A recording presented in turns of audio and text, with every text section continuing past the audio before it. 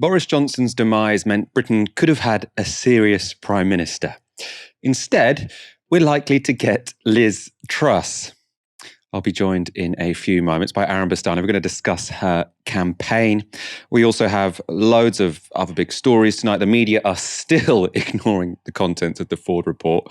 It's quite incredible, the magazines who haven't even done a single article on it. They spent years putting on the front pages random comments that, someone with 100 followers had. That could be front page news. Now we've got a report out, very, very meaty. Some quite astonishing findings. No one cares. We're going to talk about that. We're also talking about Martin Lewis promoting direct action. Mick Lynch is back on the BBC. And Nadine Dorries has got something right. Now, we're going to leave that one till last, so you better wait for that. Try and guess what it is. If you haven't been on Twitter in the last couple of days, you might not know yet. We do want to know your comments and your questions throughout the show. You can tweet them on the hashtag #TiskiSour or put them in the comments. It's been just over 48 hours since Liz Truss and Rishi Sunak made it to the final round of the Tory leadership contest.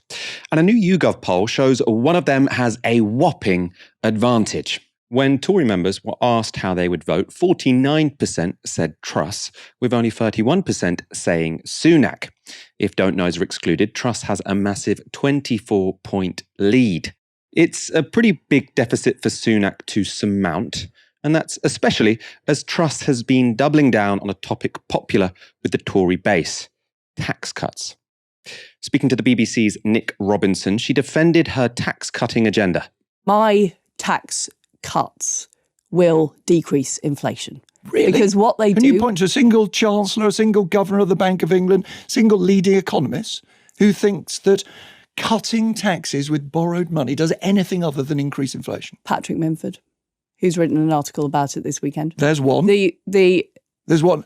But he is distinguished in many ways, but he is not what I just listed. He's not one of the leading economic thinkers in this country. Nick, we have had a consensus of the Treasury, of economists, of the Financial Times, of other outlets peddling a particular type of economic policy for the last 20 years.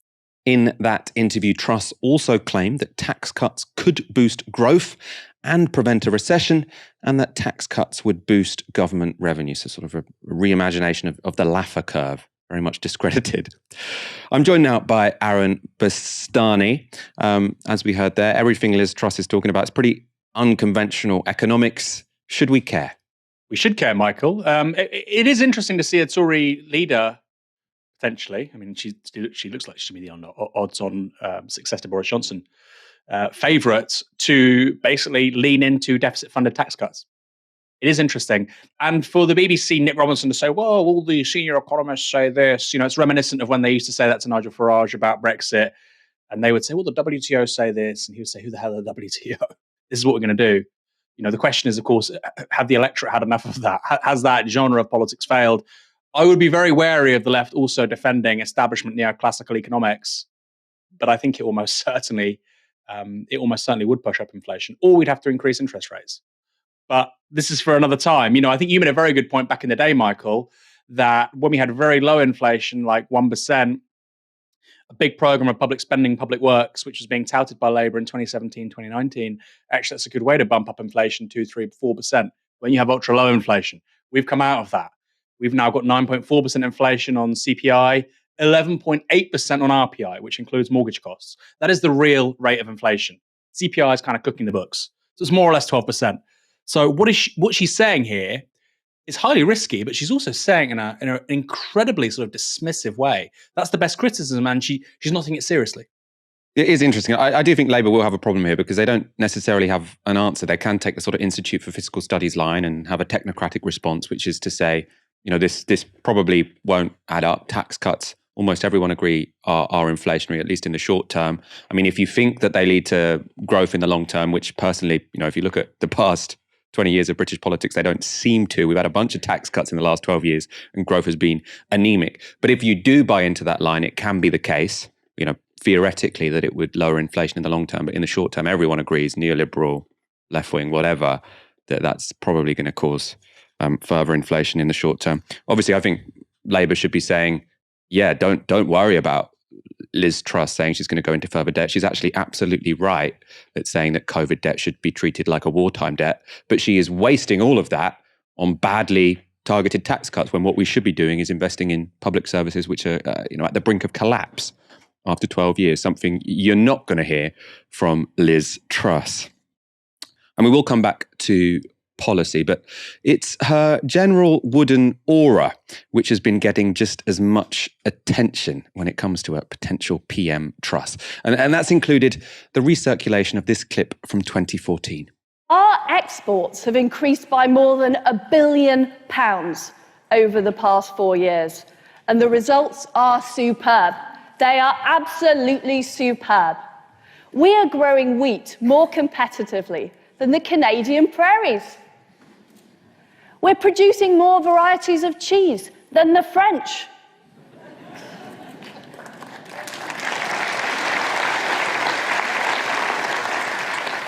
And we are selling tea to China.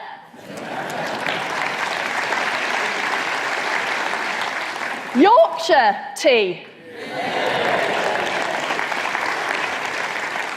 When it comes to British food and drink, we have never had it so good.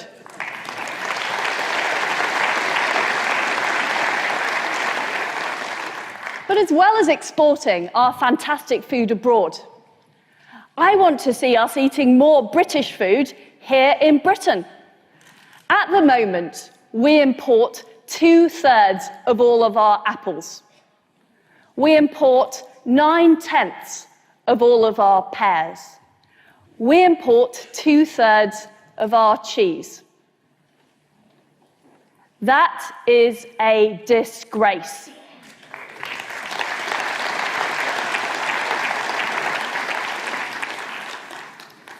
From the apples that dropped on Isaac Newton's head to the orchards of nursery rhymes, this fruit has always been part of Britain. It's been part of our country. I want our children to grow up knowing the taste of a British apple, of Cornish sardines, of Herefordshire pears, of Norfolk turkey, of Melton Mowbray pork pies, and of course, of black pudding.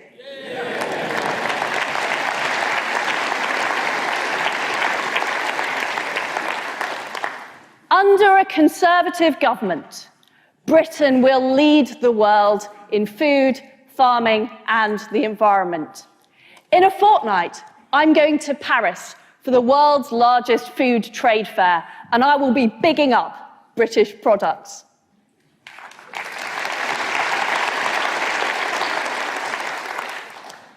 In December, I'll be in Beijing, opening up new pork markets. That was Truss as Secretary of State for Environment, Food and Rural Affairs. That was under David Cameron, so 8 years ago. 8 years later, though, the awkward energy hasn't gone away. Nice to meet you. Thank you. And what's your name? The cat's being Prime Minister. This is so awkward. Wow. So true. Where's Boris Johnson? Wait, are we on telly? We hate him. Boris is back at number 10 Downing Street. Have they not kicked him out yet? Why are they not kicking him out? He doesn't number 10 Downing. Do me a favour, when you become Prime Minister, evict him. He will have to move out at that point, that is true. It's always the school visits that are the most dangerous. Liz Truss, pretty weird. Does it matter that she's so weird? You know, there was a sort of, when Boris Johnson's downfall began, lots of people saying it's time for serious politics. What we need is, someone who doesn't look like an idiot on the world stage. And now we're going to end up, it seems, if the polls are correct, with Liz Truss. What should we make of that? Well, you're asking two separate questions there. I mean, somebody can look strange and odd without being an idiot. I mean, there are very many intelligent people, senior civil servants, people in politics, very successful who aren't particularly good communicators. I don't think Liz Truss is down as a good communicator. The problem is it doesn't seem, I mean, we could be wrong. It doesn't seem like there's the grey matter behind the eyeballs either. So generally in politics, you need one of the two.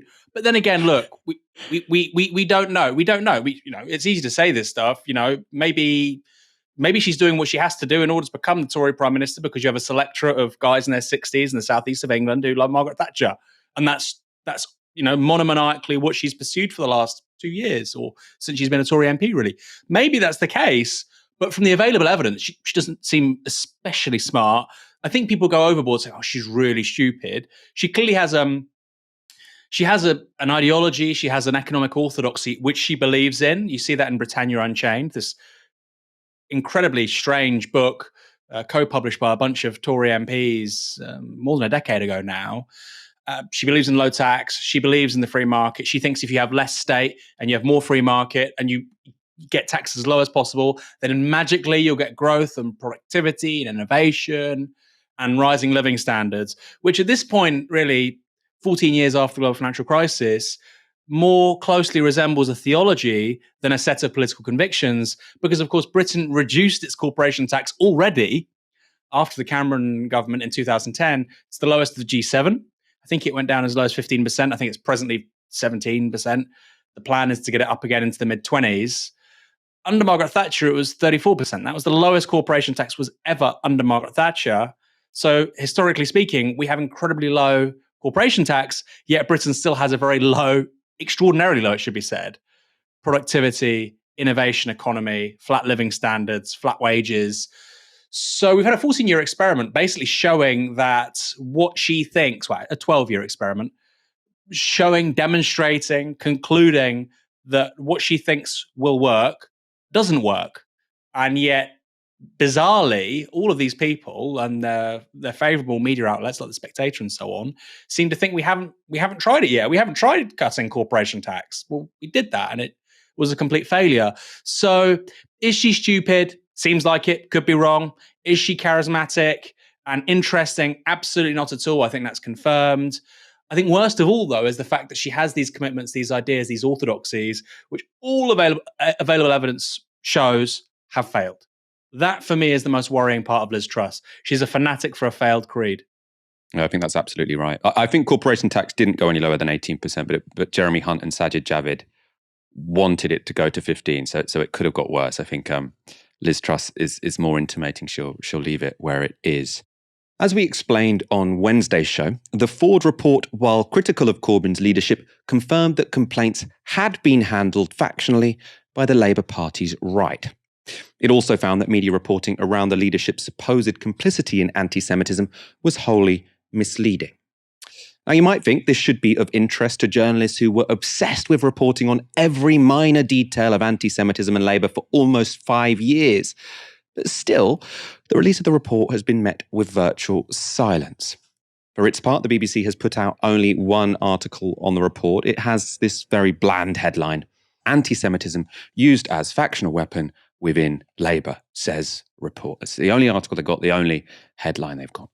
And it expands on that headline like this. So it says, "Mr. Forde's inquiry began in April 2020 after an 860-page dossier dated March 2020 was leaked." This is the Labour leaks. "It contained private WhatsApp messages and claimed some Labour workers had not wanted Mr. Corbyn, on the party's left, to win the 2017 general election and had hindered efforts to tackle anti-Semitism. The dossier found no evidence of anti-Semitism being handled differently from other complaints and blamed factional opposition towards Mr. Corbyn." So still talking about that Labour leaks report.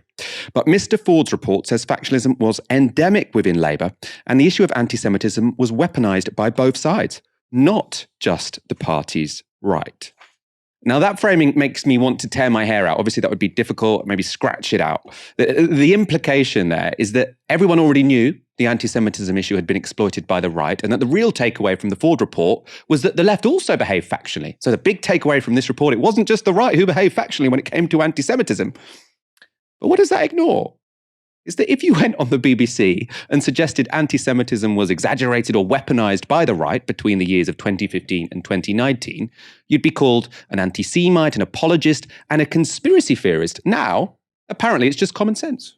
Oh yeah, the report says that the right treated anti-Semitism factionally. We all knew that, didn't we? It says the left also did as well. But that's the big takeaway from this. As I say, it boggles the mind. I suppose it doesn't boggle the mind that I can see why they're doing this, but it's incredibly frustrating. Anyway, that was the BBC. And you might say, ignoring the content, they're a big organisation. It was a big news week. Just one article on an internal report into a political party in opposition, that's enough. So let's look at an outlet more committed to reporting on Labour stories, perhaps the New Statesman. Surely they'd have something to say. Well, I've searched their website and Twitter today. There is not a single article on the Forde report. And I also listened to their podcast. There is not a single mention of the Forde report. On that podcast, though, they did find time to say this about Boris Johnson's leaving speech. Even more sinister, perhaps, than calling his colleagues the herd, he did invoke the deep state, which is sort of catnip to conspiracy theorists, isn't it? It is. It's a very Trump-like line, this idea that people who have been elected into power can't actually exercise that power because there's this hidden, shadowy world of nameless officials who are working against them. John Elledge, one of our New Statesman columnists, has just co-written a book specifically on conspiracy theories and conspiracy theorists and why people fall for them and how it all works. And he's written a piece about that line, the sort of the deep state, and how useful and effective it is for people in power, because suddenly you've got power, you don't deliver on what you said you were going to. Your voters say, hang on, you said you were going to do X, Y, and Z. You were Prime Minister, why didn't you? And if you can say, I tried to, but actually there was this hidden enemy that stopped me, it wasn't my fault, that's a very effective narrative. It's also a very dangerous narrative. You can already hear Liz Truss in her first interviews, as one of the last two candidates, talking about the need to kind of push the blob and deal with the civil service blob. Blob is a softer way of saying deep state, I think, in all of this. Of course, if we weren't working for the New Statesman and signed up to all of this, we would be able to inform people listening to this podcast or watching it that indeed Whitehall is populated by shape-shifting lizards controlled by Bill Gates, because that's what they think. Yeah, but our hands are tied. Our hands are tied. We're not allowed to say that. Yeah. But it's true, guys. It's really true. It's honestly true. There are shape-shifting lizards all around us, and they're working for the deep state. I have personally been called an elitist lizard. I'm not sure about either of you. Right. That's my favourite Twitter insult ever. Lizard. An elitist lizard, yeah. Not one of the more lizards of the people. I am wearing green today, so make of that what you will. I've been called many Anglo-Saxon things, but not that one. That was the New Statesman team chortling at the idea that unelected people could possibly be undermining democratically elected politicians. Well, perhaps they should have read the Forde report, which includes these findings. The conviction that the end of Jeremy Corbyn's leadership, be it brought about by the PLP or electoral disaster, would be good for the party, underpinned and was reinforced by the WhatsApp discussions between senior staff members. It seems to us indisputable that it gave rise to a conflict of interests. The report also says, it is true that members of the SMT WhatsApp group, so senior management team WhatsApp groups, were focused on what they saw as protecting the party from Jeremy Corbyn rather than helping him to advance his agenda. Some comments do appear to show straightforward attempts to hinder Lotto's work. Lotto stands for Leader of the Opposition's Office. Now, with respect to the 2017 general election, the report finds this. Some senior HQ staff had the ability to implement resourcing decisions covertly. A handful of staff in Ergon House created an additional fund for printing costs under the code GEL 001, spending some £135,000 in total on campaigns supportive of sitting largely anti-Corbyn MPs and not on campaigns for pro-Corbyn candidates in potentially Tory-winnable seats. The decision to set up the Ergon House operation covertly and divert money and personnel there without the authority of the campaign committee, whilst not illegal, departed from the approved strategy. It was as such wrong.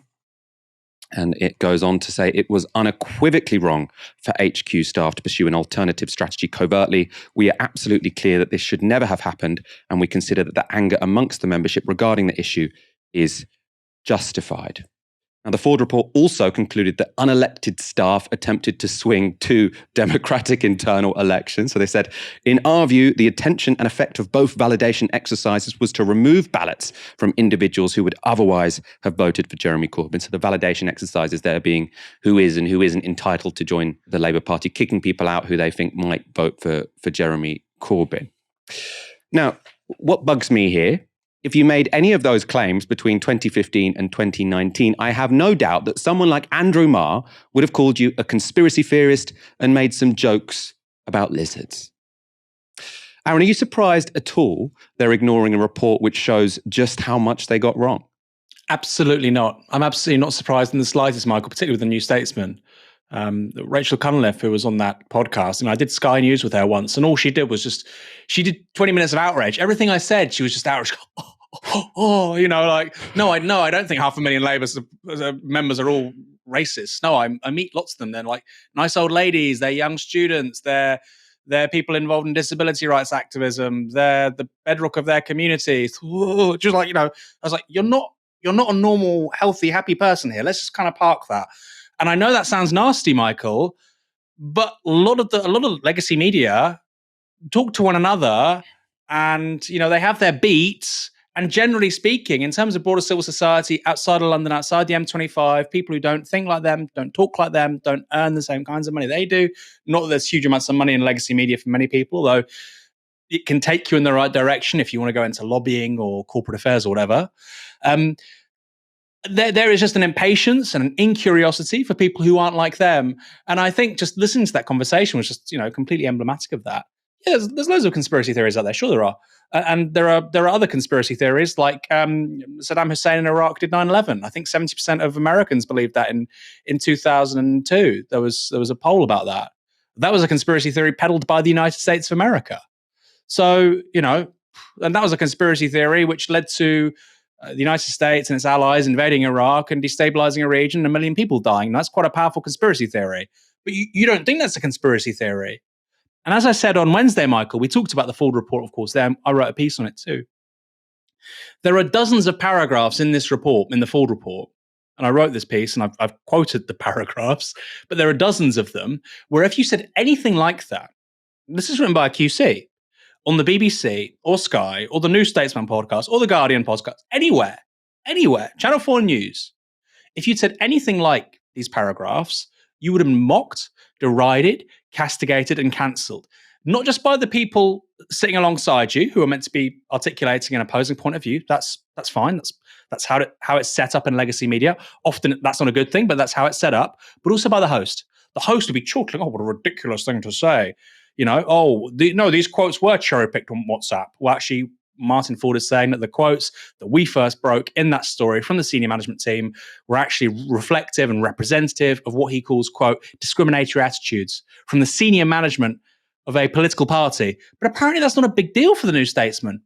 Now, let's just reverse this a little bit. Imagine if there was a left-wing leadership of the Labour Party under Jeremy Corbyn, General Secretary, and they'd been found to have discriminatory attitudes in private communications in a WhatsApp group. If they'd been found to shift resources around in a way that the elected leadership wasn't aware of. If they had been rather underhand in internal elections, not once, but twice. If that was all a left-wing leadership, Michael, the New Statesman would have a podcast series. They would have a series of long reads. They'd probably hire a sort of professional deputy editor and associate editor and contributing editor just to do that. They would make it like a whole strand of their work. Business, politics, climate, Labour leaks. It would be a whole thing. It would be like the Mueller report. But because it's a left-wing leadership that was absolutely hobbled and undermined by a nasty right-wing operation, it doesn't matter. Doesn't even merit one article. One article. This would have been 6 months of reporting if it was the other side. Now, you can only moan and complain so much. We know all of this. What I find most remarkable, Michael, is the people talking on that podcast, they don't think they're doing anything wrong. They think they're on the right. And it goes to show how the most intelligent people can have the most incoherent, prejudicial, double-sided thinking on something. Because you can become so intelligent and so well-read, you become stupid because you can convince yourself of anything. And that's something, the older I get, the more I realize the most credentialed, intelligent, well-educated people, because they think, well, I'm intelligent, I'm well-educated, and the people I hang out with are all well-educated and intelligent, well, whatever they think, then that must be true. And then those other people over there, they're not as well-educated, and so they must be wrong. That's how the media thinks itself into these moronic positions, completely at odds, not just with what some other people are saying, but empirical facts and reality, as is the case with the Forde report. Keeps on happening, and it keeps on happening for a reason. I mean, you used the word curiosity earlier on. I do. That's just what screams out at me from listening to that segment of that podcast, which is I've never heard three less curious people, on the topic of potentially things aren't exactly how they seem, because this isn't like mad conspiracy theories, that there's this very small group of people that control everything. All they were discussing is the idea that sometimes there might be unelected people who potentially limit the options that elected people have. That's not an extremist position. They're like, oh, God, not only is that ridiculous, it's dangerous to even suggest that. You're supposed to be journalists. Like, historically, the role of journalism was that was kind of the raison d'etre of it, to sort of say, politicians are saying this, what might be really going on? And now you've got a whole generation of journalists who say, if you question what politicians are saying, you're getting into pretty dangerous territory there. You're getting into pretty dangerous territory. If you ignore the official spokespeople of the establishment, you're essentially a conspiracy theorist. You're, 2 steps removed from being anti-Semitic. It's like, it's the opposite of what the spirit of journalism should be, which is to question everything and find out the truth. Whereas they're like, oh, it's a bit suspicious that you want to know the truth, isn't it? Why don't you just accept what you're told? Like, I find it incredibly frustrating. The New Statesman don't seem especially proud of their record over recent years. Potentially that's why they're not particularly interested in the Forde report, because although I'm not sure they're named, it doesn't really shower them with glory. In 2019, the New Statesman famously refused to endorse any party. So this is the tweet from the Times. You can see the date, December the 14th, 2019. Our general election 2019 leader, why Britain deserves better and why we won't endorse any party. So obviously, what does that do other than help Boris Johnson get elected? What's interesting is if you click on the link there, that page no longer exists. So not only did the New Statesman not want to read a report which has been critical of how the media reported Labour and anti-Semitism, the report is explicitly critical of that, by the way. It says that a lot of this media coverage was wholly misrepresentative, right? Very, very explicit in that report. But now the New Statesman apparently wants to just delete all of their positions from the last 5 years from the historical record. Are they finally embarrassed about bringing about Boris Johnson's government? They should be. The money-saving expert Martin Lewis has previously suggested that hikes to energy prices could cause civil unrest. Now, speaking to Robert Peston, he's clarified exactly what that means. The last time we were on the show, you warned that you feared there may be civil unrest. Do you still have that fear? Yeah, but I think I can categorize it more accurately now. Yes, please do. The big movement that I am seeing is an increasing growth of people calling for a non-payment of energy bills process. So a strike, mass non-payment. strike. Effectively a consumer strike on energy bills and getting rid of the legitimacy of paying that. It's small at the moment. There's a Twitter handle with about 5,000 followers. But every time I talk about this and every time I raise the alarm about what's happening, that is the big response I get back. And many people are spontaneously calling for that. We are getting close to a poll tax moment on energy bills coming into October. And we need the government to get a handle on that. Because, of course, once you start to get to that, suddenly everything it's exponential, the problems that you start to happen. Once it becomes socially acceptable not to pay energy bills, people will stop paying energy bills. How do you enforce it? You're not going to cut people off. This is a real dilemma. So when I talk about civil unrest, it's more that than other forms. So Martin Lewis was referring to a group called Don't Pay UK. This is how their website explains what they're about. So it says, millions of us won't be able to afford food and bills this winter. We cannot afford to let that happen. We demand a reduction of bills to an affordable level. We will cancel our direct debits from October the 1st if we are ignored. The campaign starts now with your help. And if you go to that website, you can sign up to sort of make the pledge that if 1 million people also make this commitment, you will stop paying your bills. Because the idea is that if enough people do it, it will be impossible to cut off everyone. On Good Morning Britain, one of the organisers of Don't Pay UK explained how that action could work. Effectively, they will have to be brought to the negotiating table if enough people do this. I think we have to look at the system and how it's set up and look at the vast profits that have been made by the energy suppliers, the energy companies, and think, OK, that money could be redistributed. There is no need for these extortionate energy bills. What about the concerns regarding the legality of this, Simon, and the fact that you're asking people to stop paying their energy bills, which, of course, could affect all sorts of things? Their credit rating could lead to criminal charges, potentially, if they're just seen to be stealing energy. Or they could be cut off. Yeah, so we're not advocating that anyone steals energy, anyone abstracts electricity. What we're talking about here is a mass renegotiation so that we cancel our direct debits, we pay what we can afford. And I think if enough people do that, I think the companies, the government will have to see sense and come to the table. Isn't it stealing it, though, if you're using the electricity but you're not paying for it? No, and I think nobody's talking about not paying for the energy we use, talking about renegotiating terms on which we pay for it.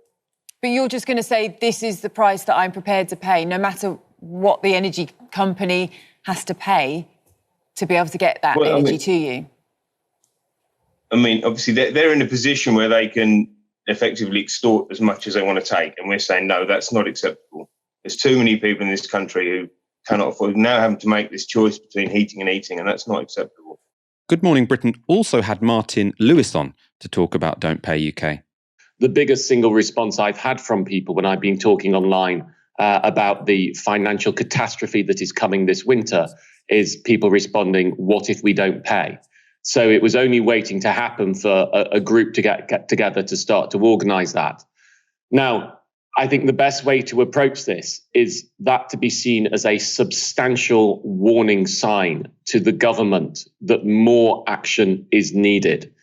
Not paying is a form of civil unrest. It is a technically unlawful protest. And it's a protest that is akin to what happened to the poll tax, when people simply said, this is not fair, we will not pay. And I understand the strength of feeling out there. That's pretty exciting. Martin Lewis sort of referencing the poll tax strike. And we've got this movement now, it seems, calling for mass non-payment of energy bills. Aaron, do you think this movement could have legs? Could do. I mean, I think the easy analog to the poll tax movement could be mistaken, because that had years of institutional legwork. It had a lot of Trotskyists involved, the militant tendency and so on. And so it had an organizational structure across the country. It starts in Scotland, it comes down to the rest of the UK after about 6 months a year. So I would be wary of easy analogies and saying this is just like the poll tax, and there was a massive campaign of non-repayment, and then there was this huge protest in London, and there was a massive riot, and then Margaret Thatcher resigned. It had a great deal of organising underpinning it.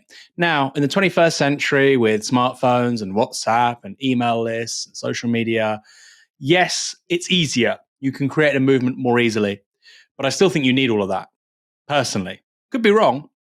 I think for a non-repayment sort of movement, or a non-payment movement involving potentially millions or at least hundreds of thousands, I think you would need quite substantial organising infrastructure.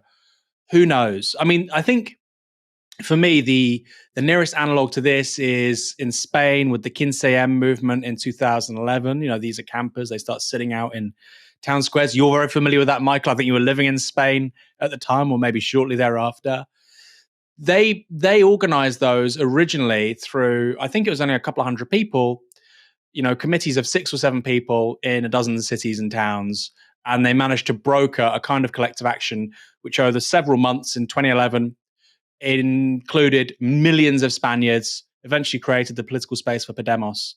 But even that is more sort of institutional activist infrastructure than what the Don't Pay campaign has at the moment. That could change. So it could work. I wouldn't necessarily say, though, just like the poll tax happened, therefore this will happen and it will be effective, because that's a cognitive bias. And I think it's poor analytical reasoning. But I think we're going to see something certainly that's interesting. And what couldn't happen before, 20, 30 years ago, before the internet, before social media, what couldn't happen before is an action involving several people. This originally started, don't forget, at the TUC demonstration not long ago. And I think they handed out some like 10, 20,000 leaflets around Don't Pay. Before, you couldn't have gone from that to Martin Lewis talking about something on, daytime television within, 6 weeks? That is new. That's thanks to the internet. That's thanks to social media. Let's see how far that can go, though. I think it will be a big challenge. It's a big ask to say don't pay your bills, because it is. I mean, I absolutely endorse the movement. I absolutely hope it's a success. But there is a big, there's a big challenge to overcome. Sort of an anecdote I have on this is sort of like during the pandemic, me and my then partner sort of started paying 80% rent because we asked the landlord to get, a reduction for COVID. My then partner was, self-employed, so lost a bunch of money.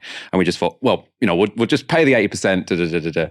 Then sort of 6 months ago, we've got like a $6,000 bill or something. And that you have to pay it unless you declare bankruptcy, because the courts are in favor of the businesses and the courts are in favor of the landlords. So it's the law is on their side. Obviously, if you get 1 million people, then you can start having the kind of negotiating power that means that you can potentially even change the law, or you can make it, so difficult that the courts don't have time to make you pay those debts or whatever. But if you do any of that on your own, the law, unsurprisingly, is designed to protect the gangsters who own all of our homes and who ramp up the prices of energy bills. The RMT will be on strike again next week, and their General Secretary, Mick Lynch, has been back on the BBC. The newscast discussion was pretty wide-ranging, but we'll start with the answer on who he'd prefer out of Rishi Sunak and Liz Truss to be our next Prime Minister. I obviously don't want either of them, but I think you're going to get one of them. So there's a real danger at the moment, I think, in this Tory contest. I think we've got a hard right cast of people. Is that a reasonable I think these are characterisation? extremists. These are people that are saying we won't, virtually on the edge of saying that tax itself is abhorrent. And tax is a good thing in a progressive society. Tax is the means by which you create equality. And they are more or less saying to basically... You must be like a Rishi Sunak man then, because he's the one saying... Well, Rishi Sunak would get it back. I mean, they never put progressive taxes. Most of the taxes in this country are raised through VAT. And he wants to put corporation tax up. He wants to whack the profits of the people you were just complaining about. Because what you can do about corporation tax, if you want to avoid it, you can reinvest in your workforce and through research and development and retooling your company and creating more workers. That's the whole point of a corporation tax. That you avoid it through a progressive means by saying, I'm going to get loads of apprentices, I'm going to bring in a more diverse workforce, I'm going to create job opportunities. Because then it hits your profits and you only pay tax on the profit. The thing is that, you caricature this race as being one where tax is apparently abhorrent. Tax is higher now collectively than it has been in decades and decades and decades. So is government spending by any modern comparison of any political party. That's the sort of thing you'd love if it was delivered by a Labour government. Tax needs to be high. But what we've got in this country, and this is never remarked on by the media, even yourselves, those of us that are on PAYE cannot avoid tax. We pay it out of our wages every week. There are many, many people in this country avoiding tax like it's some kind of disease. That was Mick Lynch once again saying something no one else is willing to. Tax is good. It's what gives us decent public services. It's not something that we should try and minimise as much as possible as a society. But he also points out, that it matters where taxes come from. For example, VAT isn't progressive. It means that poorer people end up spending a large proportion of their income on VAT than richer people do. Income tax and corporation tax is. We're going to talk a bit more about corporation tax in one moment. And we've got another clip from Lynch. First, though, Aaron, it's good to see him back, isn't it? It's very good to see him back, Michael. We had a short recess period. I think it was extenuated by the fact that he was embarrassing these people a little bit too much. So look, just only have him on when we absolutely have to. So, and I believe also maybe he had COVID briefly when we saw Eddie Dempsey sort of filling in for him a week ago, and he did very well, Eddie Dempsey. Just incredibly articulate logic and arguments for progressive policy that you don't see from Big House London pundits or from Labour politicians, really. Incredible lucidity. I tweeted earlier, isn't it remarkable? This is a guy who's left school at 16 to become an electrician, and he's showing far greater political literacy and persuasion and power of argument and cogency than three really well-paid BBC journalists. One comment was, why are you putting down people who left school? Not at all. He's better than those guys at political analysis, at communications. He's also an electrician to boot, which I'm pretty sure, I might be wrong, but I doubt, Chris Mason, Laura Koonsberg can screw in a light bulb or do anything more than that, change a plug. So it is interesting. I think it's as well it's a really powerful, good thing that the British working class is now associating progressive ideas and values with a guy that looks and sounds like Mick Lynch. I think that's fantastic. We need more of that. For too long, ideas of sort of left-wing socialist or radical social democratic policy and politics have been associated with younger university graduates, and with, I think, a little bit of justification. But the reality is there's a huge movement in this country, the Labour movement, which believes in the power of working people and believes that fundamentally the fruits of our labour belong to the people who work. So not renters, landlords rather, not to profiteers, not to bosses. So it's great to see him. I think he's a great avatar for socialism and trade unionism in the 21st century. Long may it continue. I couldn't agree more. And I think actually the journalists have kind of learned that you don't try and destroy this guy and put him in a corner, because it was a softer interview than ones we've seen before. And I think that's because one, it's a sort of more informal podcast, but also I think they know if you give that guy shit, you're going to end up looking like an idiot. Anyway, moving on to the actual policy here. As you saw in that interview, a myth has emerged that because Rishi Sunak wants to raise corporation tax, he's secretly left-wing. He's secretly a socialist chancellor. Now, that to me just shows how far British politics has shifted to the right, especially in the past 12 years. To see why, we can look at corporation tax rates over time in the UK. In the early 80s, they were over 50% of profits. Thatcher reduced the rate to 35%. Then New Labour dropped it to 30%. And it was after 2008 that it started tumbling again. When Cameron and Osborne came to power in 2010, corporation tax was at 28%. It's now at 19%. For his part, Sunak's plan is to raise it to 25%, still a historically tiny figure, and tiny when compared to the rest of the G7. It's very, very low. Yet that position sees him called a socialist in right-wing modern Britain. It's incredibly depressing. The most moderate policies get called socialist.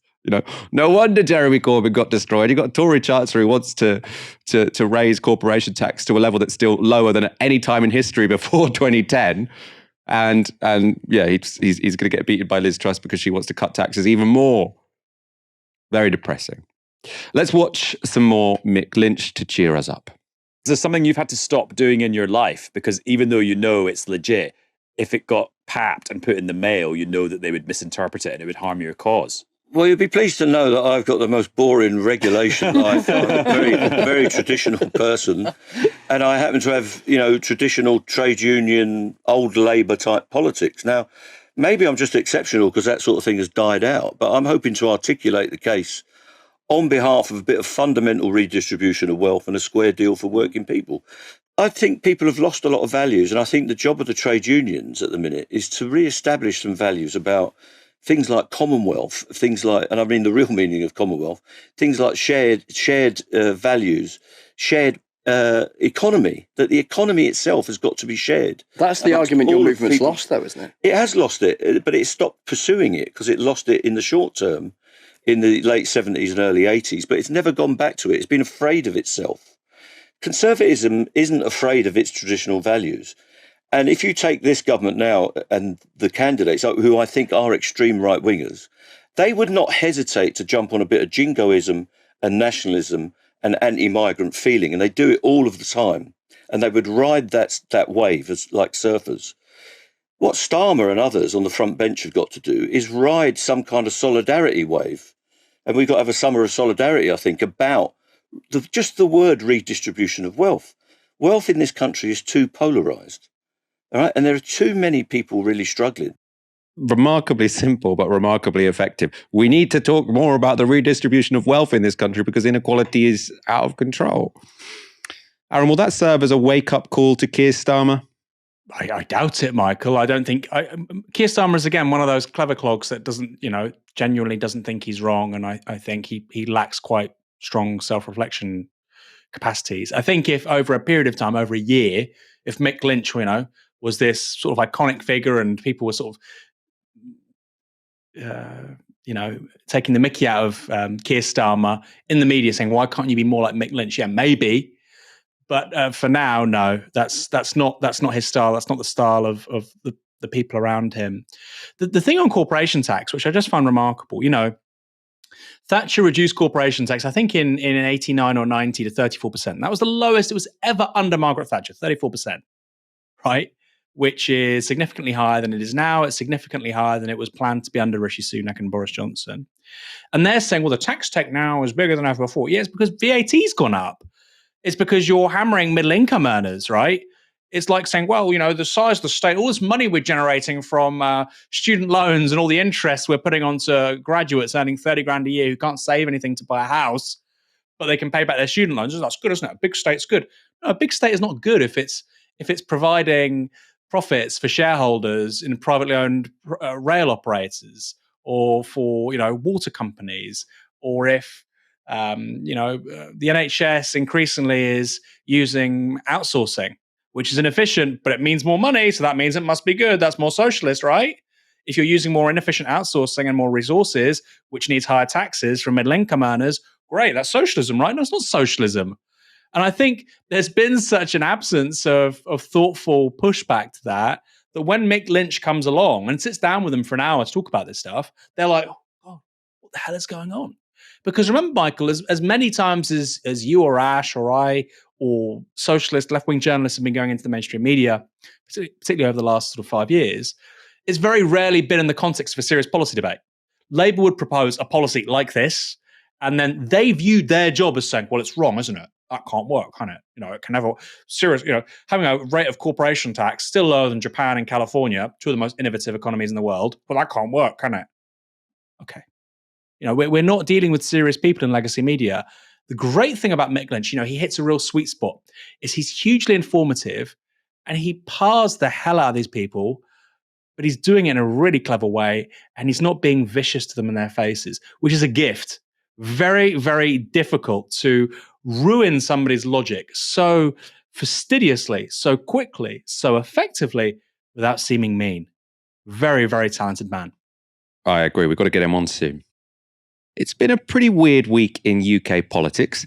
Arch-Thatcherite Rishi Sunak is being attacked as a socialist. And at a time when Britain wants to move on from joke prime ministers, we're about to get Liz Truss. But there's been one moment which has topped all of that when it comes to political peculiarity. It's that Nadine Dorries has made a good point. In response to an article by James Forsyth endorsing Rishi Sunak, she tweeted this. In fairness, shouldn't articles by James Forsyth promoting Sunak for Prime Minister not carry a disclaimer? At university together, best man at my wedding, godparents to children, etc., etc. And of course, I didn't think I'd ever be saying this on this show, but Nadine Dorries is bang to rights there. James Forsyth and Rishi Sunak are best friends. Sunak was the best man at Forsyth's wedding. And these are facts which the Times should be open about. Instead, this was presented as dispassionate journalism. And this wasn't the only fail the Times had this week regarding leadership endorsements. In an editorial, the paper wrote this. It now falls to the 200,000 members of the Conservative Party to exercise their judgment. Their task is not merely to choose a leader to serve a narrow partisan agenda, it is to elect a Prime Minister govern responsibly in the national interest amid economic crisis at home and tumult abroad. Only Mr. Sunak has proven himself willing to confront the compromises and sacrifices this difficult moment demands. Tory members must recognise that the choice before them is between hard reality or consoling fiction. The voters will not forgive the party another fit of self-indulgence. Now, the Times backing Sunak is no surprise. He is thought to be in Rupert Murdoch's good books. But what has raised eyebrows is the Times' characterisation of the election of Boris Johnson as a fit of self-indulgence on the part of Tory members. Why has that raised eyebrows? Because the Times are equally complicit. In a leader column during the 2019 leadership election, they backed Boris Johnson to be Prime Minister. So this wasn't the members being self-indulgent and going against all the sensibles in the press. The Times said in that leadership election, Boris Johnson is the right guy to become Prime Minister. Now they're rewriting history, saying, oh, this was actually self-indulgence. I'm surprised they haven't, like the New Statesman, just deleted all of these past leaders, which have now been proven to be, just wholly ridiculous. In 2019, the European elections, the Tories, I think, got something like 8%. The poorest showing they've got in a national election in a very long time, probably the best part of a century. Very, very bad. Labour did poorly, but not as poorly. And you're thinking, well, look, if Labour get on the right side of this Brexit debate, not only are we split on that, but also Jeremy Corbyn ends in number 10 Downing Street. And of course, it's panic stations. So if you are the Times or the Tory membership or anybody who wants an economy built around profit and, helping the elite and not working people, then you're going to get behind the guy who's going to beat the opposition, which is Jeremy Corbyn. And the best option at that point was Boris Johnson. And a lot of people, of course, want us to just kind of memory hole that, including, a lot of people at the Times. And we've got to wrap up in one moment. First of all, we began this segment with Nadine Dorries. Do you expect to see her be correct more often now? Now is she going to start moving to the right side of history? Well, there was this interesting article actually today written by Ed Conway from Sky, and he was talking about how Britain doesn't have a microprocessor strategy. We have this fabrication plant in Wales, and of course, chips are hugely important in televisions, in mobile phones, and in everything. And as a matter of national security, we need chip manufacturing in this country. And would you like to know which minister is partially in control of microprocessor production in this country, Michael? I follow you avidly on Twitter, so I already know, but I'm going to let you do the reveal. Nadine Dorries. We don't need to worry about the Chinese, okay? So so what's interesting is with microprocessors, because of course DCMS includes digital. DCMS hired a policy person to look into how policy should work in this area. But then you've got BEIS, which is where you'd think this would fall under, sort of industrial policy. They're meant to be the ones responsible for this bridge-end microprocessing fabrication plant and whether or not it can be sold to foreign entities, et cetera, et cetera, et cetera. So look, when you've got Nadine Dorries in charge of high-tech industrial policy, you don't need to worry about the Kremlin or Beijing. Let's start with our homegrown problems first. That's a very good note to end the show on. Aaron, it has been an absolute pleasure, as always, being joined by you this Friday evening. My pleasure, Michael. I hope our wonderful audience has a great weekend. Thank you again for helping us get to 10,000 supporters. Brilliant way to end the week. Yeah, we did it. In case you didn't catch it, we did a celebratory question and answers session yesterday to mark getting to our 10,000 supporter target, which we are so, so grateful for. Thank you for watching tonight. You've been watching Tysky Sour on Novara Media. Have a great weekend.